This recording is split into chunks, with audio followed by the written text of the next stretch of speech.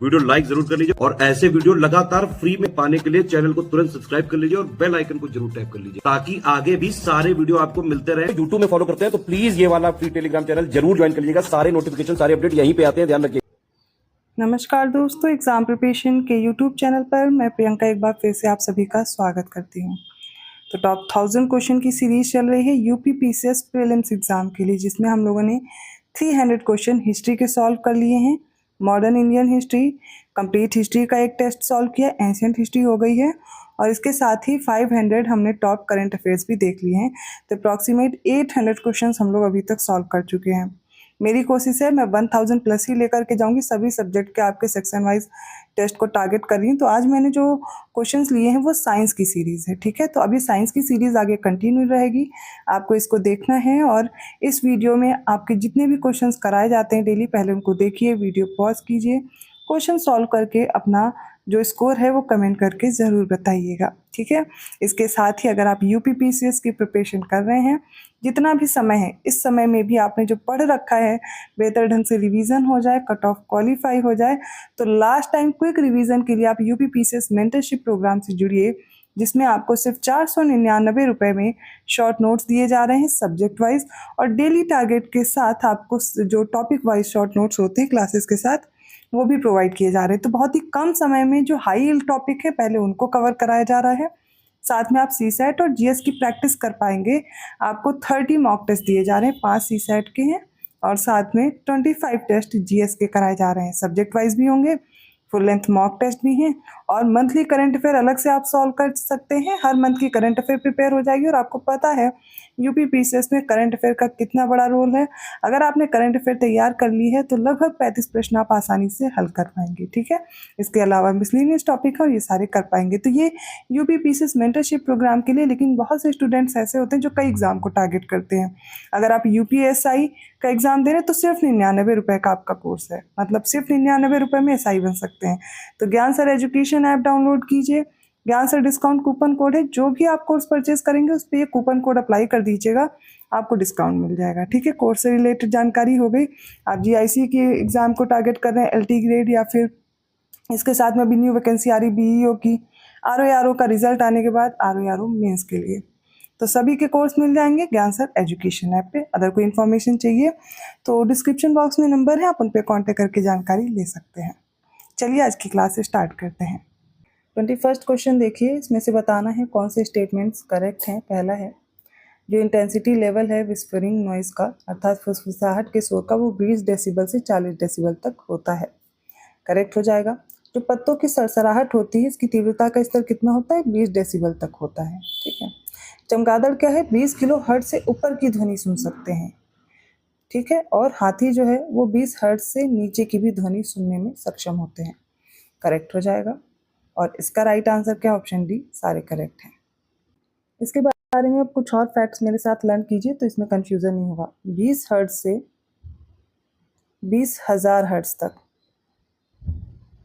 ठीक है, यहाँ तक मानव सुन सकता है, ठीक है।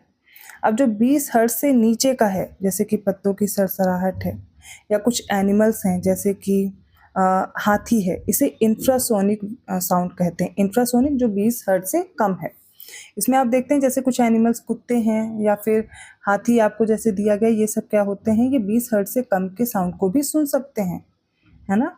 और अब देखते हैं 20 किलो हर्ट्ज, मतलब इसको हम जो 20,000 हर्ट्ज है इसको 20 किलो हर्ट्ज बोलते हैं, इससे ऊपर इसको बोलते हैं अल्ट्रासोनिक ध्वनि। तो इसको चमगादड़ सुनने में सक्षम होते हैं। जो सामान्यतः हम लोग बात करते हैं ना वो 300 डेसिबल से 60 डेसिबल तक होता है, ठीक है। तो यहाँ पर अब याद रहेगा फुसफुसाहट के शोर की तीव्रता कितना होता है, 20 डेसिबल से 40 डेसिबल तक। 22nd क्वेश्चन है, सही विकल्प चुनना है। पहला है जो काला रंग है गर्मी का बहुत अच्छा अवशोषक है, इसलिए गर्मियों में काले कपड़े सीधे सूर्य से प्राप्त ऊष्मा की पूरी मात्रा को अवशोषित कर लेते हैं और कुछ भी अपरिवर्तित नहीं करते हैं, अपवर्तित नहीं करते हैं, जिसमें हमें और भी अधिक गर्मी का एहसास होता है।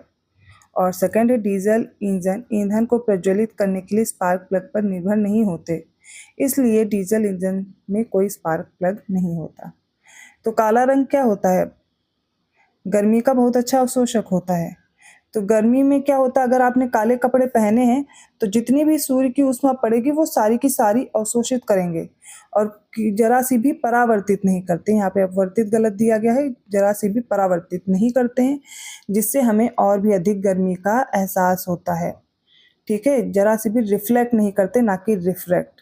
तो ये गलत हो गया। बाकी आपको लग रहा होगा कि ये स्टेटमेंट तो सही है, लेकिन यहाँ पे अपवर्तित और परावर्तित, परावर्तन और अपवर्तन में डिफरेंस है। ओके, और जो डीजल इंजन है, ईंधन को प्रज्वलित करने के लिए स्पार्क प्लग पर निर्भर नहीं होते, इसीलिए इसमें कोई स्पार्क प्लग नहीं होता, तो करेक्ट हो जाएगा। ऑप्शन बी सही है। 23rd क्वेश्चन क्या, निम्नलिखित में से सही विकल्प चुनिए। पहला, मीटर स्केल का उपयोग 10⁻³ से लेकर 10⁻² मीटर तक की लंबाई मापने के लिए होता है। तो मीटर स्केल के लिए सही दिया गया। वर्नियर कैलिपर्स का उपयोग कैसे होता है, जो 10⁻⁴ मतलब 10⁻⁴ मीटर की जो सटीकता है, इसको मापने के लिए वर्नियर कैलिपर्स, आपने स्कूल टाइम में देखा होगा प्रैक्टिकल्स में, तो इसका यूज होता है। ठीक है, नेक्स्ट है स्क्रू गेज और स्फेरोमीटर, इसका उपयोग होता है 10⁻⁹ मीटर तक की लंबाई मापने के लिए, तो ये गलत हो जाएगा। स्क्रू गेज और स्फेरोमीटर का जो प्रयोग होता है वो 10⁻⁵ मीटर तक की लंबाई मापने के लिए किया जाता है, इसलिए ये गलत है। बाकी पहला और दूसरा करेक्ट है, ऑप्शन ए सही हो जाएगा। 24th क्वेश्चन है, ध्रुवों पर पृथ्वी की त्रिज्या सबसे कम होने के कारण गुरुत्वीय त्वरण का मान सबसे अधिक होता है। तो देखिए, ध्रुवों पर क्या होता है, रेडियस कम होता है। ठीक है, यहाँ पर ध्रुवों पर क्या होता है, पोल्स पे जो त्रिज्या होती है बहुत कम होती है, सबसे कम होती है, तो यहाँ पर ग्रेविटेशनल फोर्स का मान सबसे ज़्यादा होता है, माफ कीजिएगा, ग्रेविटेशनल एक्सीलरेशन का मान सबसे ज़्यादा होता है, तो सही होगा। नेक्स्ट है यहाँ पर देखते हैं, जैसे जैसे हम पृथ्वी की सतह से नीचे जाते हैं, पृथ्वी की सतह से नीचे जाने पर भी गुरुत्वीय त्वरण का मान बढ़ता जाता है। क्या ऐसा होता है? बिल्कुल नहीं। भूमध्य रेखा पर पृथ्वी की त्रिज्या क्या होगी, सबसे ज़्यादा होगी, तो यहाँ पर गुरुत्वीय त्वरण का मान सबसे कम होगा। और जैसे ही हम लोग पोल्स पे जाएंगे, ऐसे समझिए जैसे ये है, यहाँ पर अगर हम नीचे की तरफ आएंगे तो कम होता जाएगा, ऊपर की तरफ बढ़ेंगे तो बढ़ता जाएगा। ठीक है, ये याद रखिएगा। तो यहाँ पर ये स्टेटमेंट तो गलत हो गया, तो सेकंड गलत हो गया। नेक्स्ट है, पृथ्वी के केंद्र पर गुरुत्वीय त्वरण का मान 0 होता है। क्या ये सही होगा? तो बिल्कुल सही है, यहाँ पर 0 हो जाता है। पहला और तीसरा करेक्ट है। तो समझिए, जैसे जैसे पृथ्वी की सतह पर ऊपर जाएंगे तो गुरुत्वीय त्वरण का मान क्या होगा, घटेगा। जैसे जैसे पृथ्वी की सतह से नीचे जाएंगे तो क्या होगा, गुरुत्वीय त्वरण का तभी मान घटेगा। भूमध्य रेखा पर क्या होता है, गुरुत्वीय त्वरण 0 हो जाएगा। इन सबको याद रखेंगे, पोल्स पे सबसे ज्यादा होगा। बाकी आपको ग्रेविटी, ग्रेविटेशन, इन सब में डिफरेंस पता होगा क्या होता है। अगर नहीं पता तो आप कमेंट कीजिएगा, मैं समझा दूंगी, लेकिन ये छोटे छोटे फैक्ट्स आपको पता होना चाहिए। ठीक है, चलिए आगे बढ़ते हैं अगले प्रश्न में। 25th क्वेश्चन देखते हैं क्या है। और इसमें पूछा गया, पृथ्वी की सतह पर जो पलायन वेग है वो 11.2 किलोमीटर पर सेकेंड होता है। गलत विकल्प हमें चुनना है। ठीक है, तो ये तो सही दिया गया है।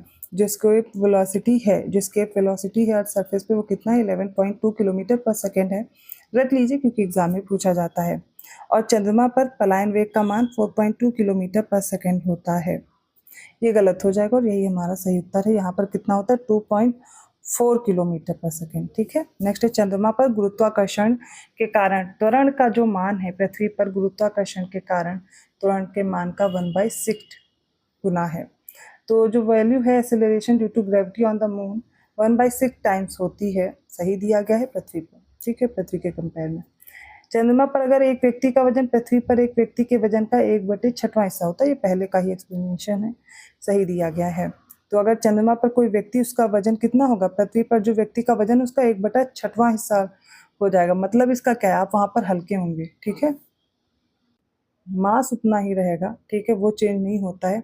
आपको जो अपना वजन है जो फील होगा, वो वहाँ पर वेट कम लगेगा। ठीक है, तो याद रखिएगा, the weight of a person on the moon is 1/6 of the weight of a person on earth.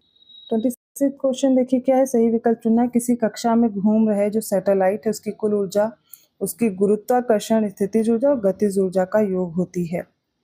Next है, जो ग्रेविटेशन खिंचाव है, मतलब अट्रैक्शन है, पृथ्वी के गुरुत्वाकर्षण खिंचाव से बचने के लिए उपग्रह के लिए आवश्यक ऊर्जा की न्यूनतम मात्रा को क्या कहते हैं, बंधन ऊर्जा बोलते हैं, binding energy.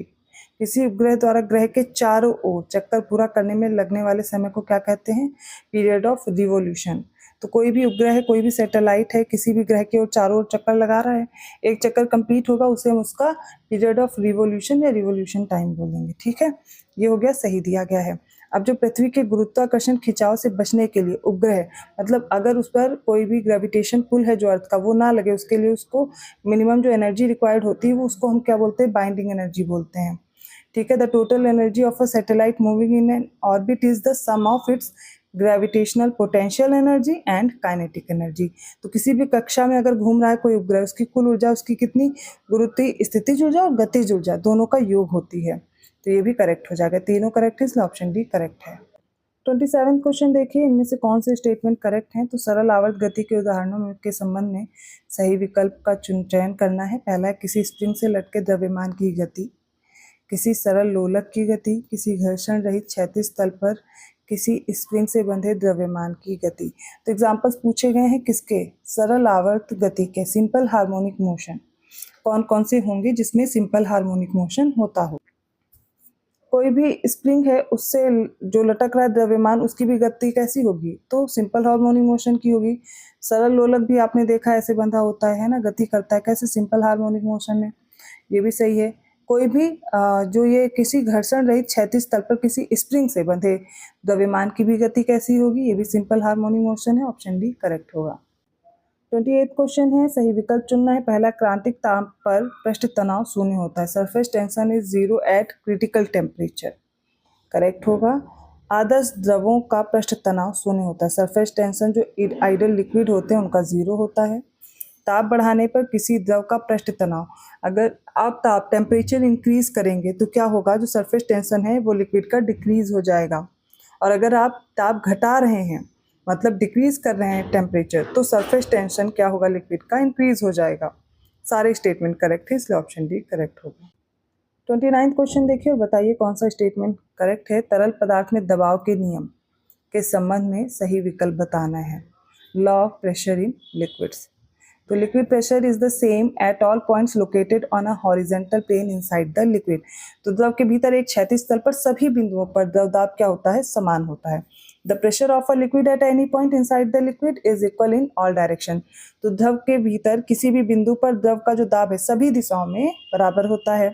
The pressure exerted by a liquid is always perpendicular to the surface in contact with the liquid। तो किसी द्रव पदार्थ पर डाला गया दबाव हमेशा द्रव के संपर्क में आने वाली सतह के लंबवत होता है, और द्रव के भीतर किसी बिंदु पर द्रव की दाब की सतह के आकार व क्षेत्रफल पर निर्भर नहीं करता। तो अगर द्रव के भीतर किसी भी बिंदु पर द्रव दाब डाला जाता है तो उसकी सतह या आकार या क्षेत्रफल पर निर्भर नहीं होता, ये याद रखिएगा। ये भी करेक्ट है और ऑप्शन डी करेक्ट हो जाएगा। अगला प्रश्न देखिए, सही विकल्प चुनना है। Select the correct options from the following. पहला है, एक ही पदार्थ के अणुओं के बीच लगने वाले आकर्षण बल को क्या बोलते हैं, कोहेसिव फोर्स या ससंजक बल बोलते हैं। विभिन्न पदार्थों के अणुओं के बीच लगने वाले आकर्षण बल को क्या बोलते हैं, अडहेसिव फोर्स या आसंजक बल। जब सेम ही कोई मैटर है या कोई पदार्थ है, उसके अणुओं के बीच, उसके मॉलिक्यूल्स के बीच जो अट्रैक्शन फोर्स लगेगा उसे हम कोहेसिव फोर्स बोलते हैं। अलग अलग जो पदार्थ हैं उनके बीच में अगर लगेगा तो अडहेसिव फोर्स। किसी को केशिका के द्रव में, मतलब किसी केशिका में द्रव अगर ऊपर चढ़ता है और नीचे उतरता है, इन दोनों घटनाओं को क्या बोलते हैं, कैपिलैरिटी या फिर केशिकात्व कहते हैं। तो तीनों करेक्ट होंगे, इसलिए ऑप्शन डी सही हो जाएगा। आज के इंपॉर्टेंट क्वेश्चन थे, आई होप समझ में आए होंगे। और आज का वीडियो आपको कैसा लगा कमेंट करके ज़रूर बताइएगा। अगर आपके लिए हेल्पफुल रहा तो प्लीज़ वीडियो को लाइक भी कर दीजिए, चैनल को सब्सक्राइब कर लीजिए और लोगों को शेयर करते रहिए। और आप लोग का जैसे कि कमेंट आ रहा है कि कुछ सब्जेक्ट का रिवीजन कराना है, और सब्जेक्ट वाइज रिवीजन अर्थात मैं करा दूं, कि जैसे कि हिस्ट्री है तो हिस्ट्री के important topic modern Indian history शुरू किया है, तो एडवेंट ऑफ यूरोपियन कंपनी से लेकर के मैं इंडियन नेशनल मूवमेंट वाला पोर्शन भी कवर कर दूं। ये सारी चीज़ें मैं प्लान कर रही हूँ। बहुत जल्दी मैं रिवीजन क्लास लेकर के आने वाली हूँ। आप लोग कमेंट करके बताइएगा क्या आप लोग ऐसी क्लास के लिए इंटरेस्टेड हैं, जैसे कि इंडियन ज्योग्राफी में जो यूपी पीसीएस में पूछे जा सकते हैं टॉपिक, उन सबको मैं एक साथ रिवाइज करा दूँ। इसके लिए एक लंबी क्लास लगेगी, लेकिन आप लंबी क्लासेस के लिए तैयार हैं या नहीं, मुझे कमेंट करके बताइएगा। नोट्स बनाते हुए साथ में आप मेरे साथ शॉर्ट नोट्स के फॉर्म में रिवाइज कर सकते हैं, वो मैं लिखकर ही पढ़ाऊंगी, क्योंकि स्क्रीन रिकॉर्डिंग में, मतलब जो आपके पीडीएफ नोट्स होते हैं, अगर मैं इससे पढ़ाती हूँ फिर बहुत लंबा समय जाता है, और अगर मैं अपने आप से पढ़ाऊंगी तो आपको मेरे साथ कुछ मेन टॉपिक को लेकर के चलना है, और हर टॉपिक के साथ, जैसे कि आपने पहला चैप्टर पढ़ा एडवेंट ऑफ यूरोपियन कंपनीज, तो उससे रिलेटेड जितने भी क्वेश्चन आपके यूपी पीसीएस में आरओ में पूछे गए वो एक साथ हम मेन मेन क्वेश्चंस कवर कर लें, है ना। ऐसे ही मैं आपसे क्वेश्चन पूछ लूँ, अगर लाइव क्लास है तो आप लोग क्वेश्चंस के आंसर कर दें, या फिर आप उनके क्वेश्चंस ढूंढ करके रखें और अगले क्लास में हम लोग उसको डिस्कस कर लें, ऐसे भी कर सकते हैं। और मैं कोशिश करूँगी कि एक ही क्लास में आपका जैसे इंडियन नेशनल मूवमेंट है तो वो एक ही क्लास में शुरू कर लूँ, ख़त्म कर दूँ, पूरा 1-2-4 घंटे में रिवीजन कंप्लीट हो जाए। तो अगर आप ऐसी क्लासेस के लिए तैयार हैं तो कमेंट करके बताइएगा, मैं ज़रूर ऐसे पढ़ाना चाहूँगी। और बाकी ये क्वेश्चंस कैसे लग रहे हैं कमेंट करके बताइए, बट आपकी हेल्प की ज़रूरत है, सपोर्ट की ज़रूरत है। ज़्यादा से ज़्यादा शेयर ज़रूर कर दीजिए और क्लासेस के लिए आपका जो भी पॉइंट ऑफ व्यू है वो बताइएगा। ठीक है, मैं मिलती हूँ अगली क्लास में। धन्यवाद।